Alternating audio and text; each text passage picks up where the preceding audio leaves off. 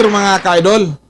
So ngayon sa balita mga ka-idol, ayon sa mga pagsusuri po doon sa LA mga ka-idol, so napatunayan na po na drug overdose ang pagkamatay kay Rostans Executive Paulo Tantoco mga ka-idol. So dito lang po tayo sa issue sa sinasabi sa tagapagsalita ng Pangulo sa ating Malacanang na si BP Sara daw ang source ng fake news. Pero sa lumabas po nga balita ngayon, may mga pagsusuri na at inuulat na po to. Kayo na humusga mga ka-idol. Kayo na humusga kung sino ang fake news. Si Vice President Sara Duterte o si Attorney Claire Castro ang tagapagsalita ng ating Malacanang mga ka-idol? Ay ako po'y nagtatanong lamang mga ka-idol. So panoorin po natin yung mga ka-idol, panoorin po natin yung balita. Galing po to sa Bilyonaryo channel mga ka-idol.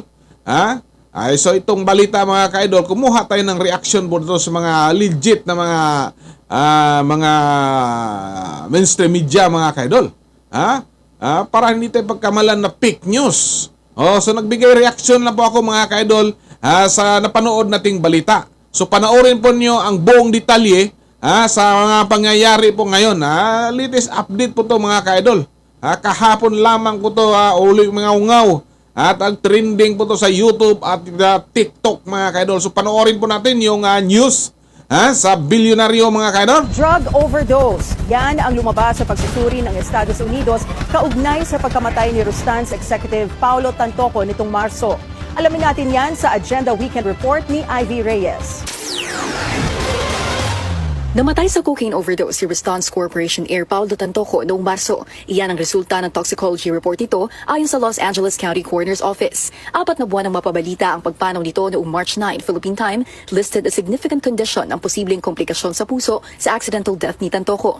Ayon sa Hollywood LA News, kasama si Tantoco sa entourage ni First Lady Liza Araneta Marcos nang ipagdiwang nito ang Manila International Film Festival sa Beverly Hilton Hotel.